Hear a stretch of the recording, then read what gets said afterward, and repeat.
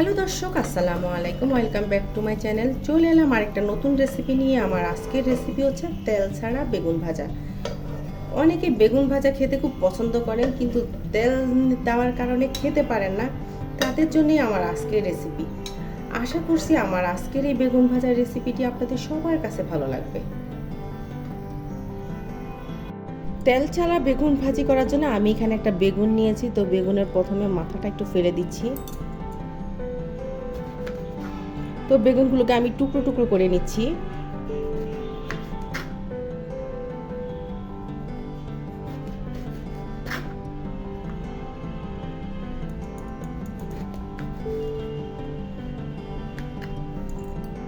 দেখুন, আমি বেগুনটাকে টুকরো টুকরো করে নিয়েছি। আমি এই ধরনের মাপের টুকরো করে নিয়েছি। তো আমি এখানে একটা বাটি নিয়েছি, বাটির মধ্যে সবগুলো বেগুনের টুকরোগুলো দিয়ে দিলাম।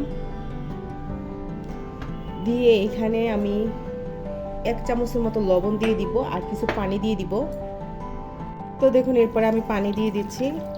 এই লবণ পানির মধ্যে বেগুনটাকে আমি 5 থেকে 7 মিনিটের মতো ভিজিয়ে রাখবো। এতে করে বেগুনটা অনেক সফট হয়ে যাবে। তো 10 মিনিট হয়ে গিয়েছে। তো আমি বেগুনটাকে লবণ পানি থেকে উঠিয়ে নিচ্ছি। তো পানিটা ঝরিয়ে নিয়েছি। এই পর্যায়ে আমি কোয়াটা চা চামচের মতো মরিচের গুঁড়ো দিয়ে দিচ্ছি, কোয়াটা চামচের মতো হলুদের গুঁড়ো দিয়ে দিচ্ছি, কোয়াটা চামচের মতো জিরের গুঁড়ো দিয়ে দিচ্ছি, আর স্বাদ মতো একটু লবণ দিয়ে নিচ্ছি। দিয়ে খুব ভালোভাবে মিশিয়ে নিচ্ছি বেগুনের সাথে সবগুলো শুকনো উপকরণ।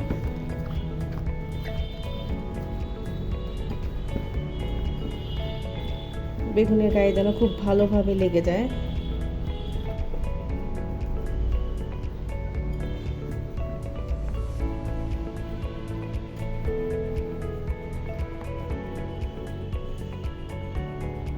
এরপর আবার 2 মিনিট অপেক্ষা করছি, তারপর আমি চুলায় চলে যাব।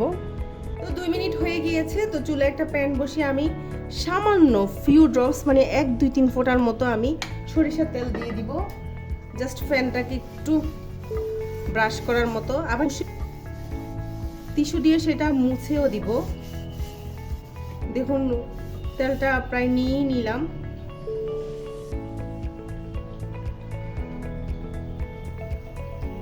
প্যানটাকে প্রথমে একটু গরম করে নিয়েছি, নিয়ে এখন আমি বেগুনের পিসগুলো দিয়ে দিচ্ছি।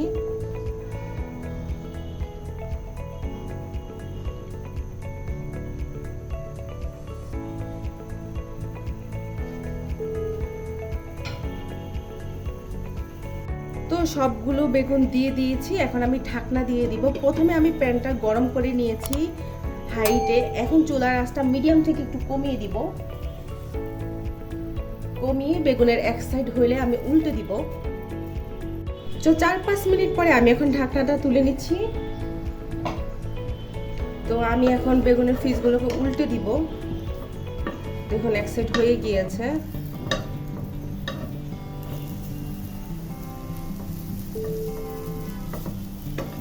যারা বেগুন খেতে পছন্দ করে অথচ তেলের কারণে খেতে পারে না, তারা আমার এই প্রসেস অবলম্বন করতে পারেন। তো বেগুনটাও খাওয়া হবে, তেলও খাওয়া হবে না। তো আমি উল্টে দিলাম। দেখুন, অনেকটা নরম হয়ে গিয়েছে। এরপর পরের সাইড হয়ে গেলে আমি বেগুনটা তুলে নিব। তো আমি আবার ঢাকনা দিয়ে দিচ্ছি। তো এরপর আরো 3-4 মিনিট রেখে এখন আমি ঢাকনাটা তুলে নিচ্ছি। বেগুন ভাজিটা পুরোপুরি রেডি। দেখুন কতটা সফট হয়ে গিয়েছে, ভেতরটা হয়ে গিয়েছে।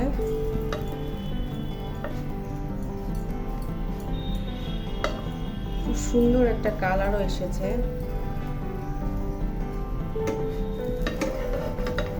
তো তেল ছাড়া বেগুন ভাজি রেসিপিটি আপনাদের কাছে কেমন লেগেছে? ভালো লাগলে অবশ্যই একটা লাইক দিবেন আর আমার চ্যানেলটিকে সাবস্ক্রাইব করবেন।